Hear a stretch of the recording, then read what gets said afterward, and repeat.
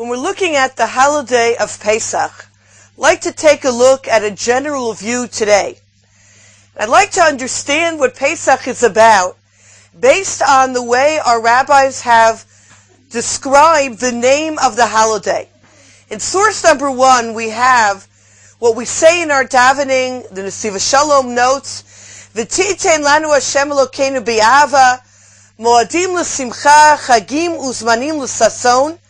And we describe this holiday as Yom Chag HaMatzot Hazeh, the holiday of Matzot, which is a name from the Torah, Zman Cherutenu, the time of our freedom.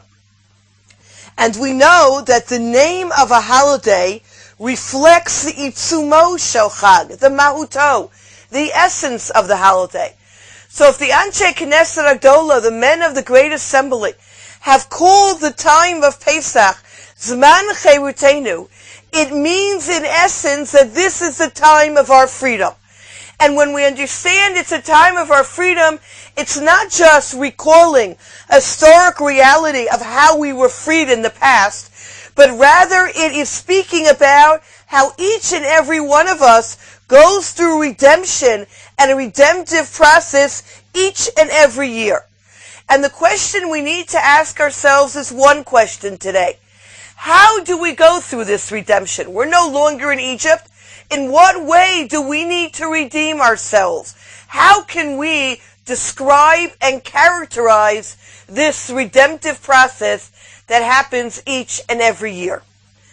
As a preface to understanding the two levels of redemption that we'll speak about, the Nesiva Shalom in source 2 quotes the Shla Kadosh, who raises a number of questions on the paragraph of Avadim Hayinu, where we say in that paragraph the following, in source 2, Ve'ilu lo hotzi HaKadosh Baruch Hu, and had Hashem not redeemed et avoteinu mimitzrayim, harei anu uvanenu uvnei vanenu, mishubadim hayinu leparo b'mitzrayim, we would still be enslaved to Paro in Egypt. So the obvious question is the following. Are we not enslaved to other nations now? Why is the focus we wouldn't be enslaved to Egyptians? And is this really true? We wouldn't be enslaved? Did Hashem not promise us that we would be redeemed from Egypt in the Bris Ben Absarim? What do we mean, had Hashem not taken us out, we would still be slaves? And the fascinating thing the Shla Kadosh points out is the Mishubadim Hayinu. It doesn't say we would be slaves.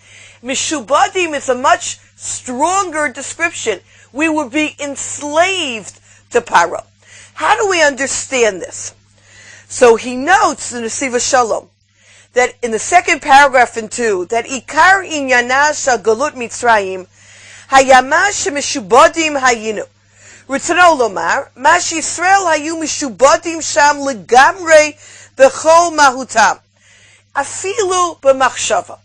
What characterizes, what is special and unique about the exile experience in Egypt is that we were totally enmeshed in the Egyptian culture, that it wasn't only we were physically enslaved to the Egyptians, but our mindset, our thoughts, everything about us was enslaved to them. And in fact, the Nesiva Shalom speaks about this at length, that our speech was enslaved, that we couldn't even cry out to Hashem. That's why Moshe Rabbeinu at the beginning was an Aral Sfatayim. He was of difficulty to speak as a reflection of where the people were at that time.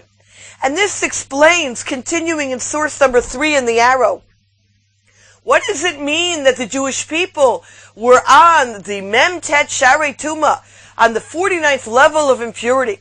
Can you say that the Egyptians didn't allow us to learn Torah? Did they have gzeros? Did they have decrees against us? We don't find that written anywhere. But it wasn't necessary to have decrees, he notes, because the whole environment of Ervas Mitzrayim, Mitzrayim being the most base culture at that time, the most disgusting culture around, just being around that culture for so many years impacted us on such a level that we descended to the depths of impurity. And this is what was different between Egypt and other cultures. Yes, we were under Bavel. Yes, we were under Parasamadai, but not to the extent that we were in Mitzrayim, that we were totally Ki'ubar B'meimo, like a mother, a child being taken out of its mother. We were totally part of that Egyptian host culture. And now I can understand in source 4 what we say in Lefichach Anachnu Chayavim Lahodos. Therefore, we're obligated to give thanks that Hashem took us out. Me avdus l'cheirus, me yagon l'simcha, me evel l'yamtov, u'me afei l'or gadol, u'me shibud l'gula. Notes to Noam Elimelech, Rav Elimelech Miluzhinsk, whose yortzeit it is today. So it's only appropriate that we give a vort from the Noam Elimelech, that there were many levels in Galus Mitzrayim. There were some who were just physically enslaved, and that is the Geula mi avdus l'cheirus.